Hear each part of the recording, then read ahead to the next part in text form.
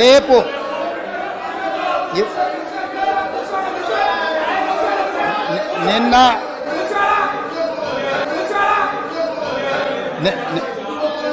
నిన్న ప్రజా జీవితంలో ఉన్నప్పుడు అడుగుతాం కడుగుతాం అని చెప్పి శ్రీశ్రీ గారు ఎప్పుడో చెప్పిండ్రు. ఈరోజు మా కుటుంబము, మా పార్టీ, మా ఇష్టము అనే నియంతృత్వ పోకడలను సూచిస్తుంది. ఎందుకంటే నిరంకుశత్వం అనేది ఎక్కువ కాలము చెల్లదు, నిలబడదు. ప్రజలు నిటారుగా నిలబడి ఈ కుటుంబ పాలనకు వ్యతిరేకంగా మేము తీర్పిచ్చినామని నికార్సైన తీర్పిచ్చిన తర్వాత కూడా వాళ్ళలో మార్పు రాలేదు. కాబట్టి రేపు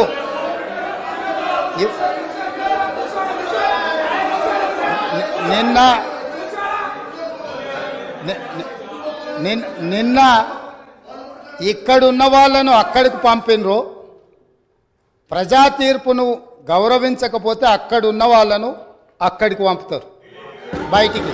కాబట్టి వాళ్ళ ఇష్టము, వాళ్ళు ఇట్లా ఉండకుంటే మంచిదని నేను అనుకుంటున్నాను. మేము ఇట్లనే ఉంటామంటే వాళ్ళని ఎక్కడికి పంపించాలనో ప్రజలకు తెలుసు. కాబట్టి నాకేం అభ్యంతరం లేదు, ఇది వాళ్ళ పార్టీ ఇష్టం.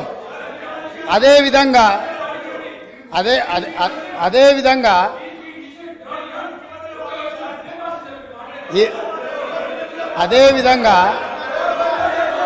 ఈరోజు ప్రగతి భవన్ సంబంధించి అక్కడ ప్రజలు ప్రజావాణి కోసం వచ్చిన ప్రజలు ఇస్తున్న విజ్ఞప్తులను తీసుకుంటుంటే అక్కడ ఉన్న ఇనుప కంచెలను పగలగొట్టి గడీలను బద్దలు కొట్టి ప్రజలు అక్కడికి వచ్చి ప్రజావాణి వినిపిస్తుంటే విని భరించలేని ఈ పార్టీ, ఈ కుటుంబము ఈరోజు ప్రభుత్వం మీద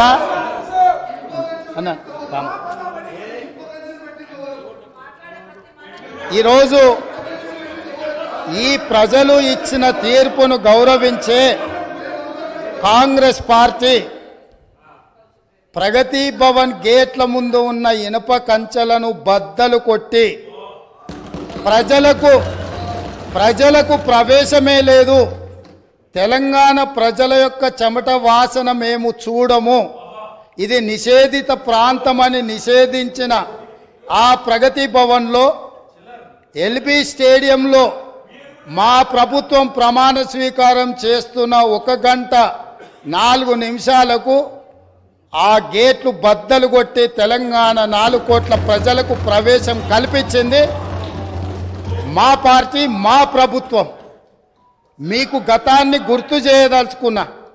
ఆనాడు హోంమంత్రి మహమూద్ అలీ గారు అక్కడికి వెళ్ళి ముఖ్యమంత్రి గారిని కలవడానికి వెళితే ఒక హోంగార్డు మీకు అనుమతి లేదు, మీకు ప్రవేశము లేదు, మిమ్మల్ని లోనికి రానివ్వము అని చెప్పి వారిని అవమానించి ఒక హోంగార్డు హోంమంత్రిని వెనక్కి తిప్పి పంపించిన చరిత్ర పుటలలో నిక్షిప్తమై ఉన్నది.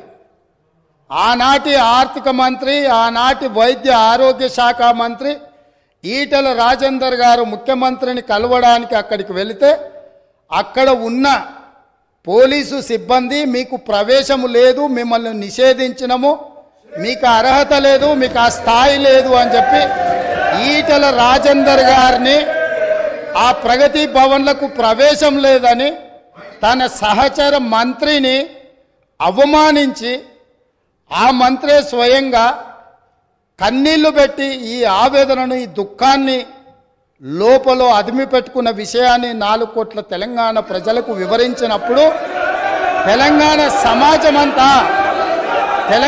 సమాజమంతా దీన్ని గమనించింది. ఇదే కాదు,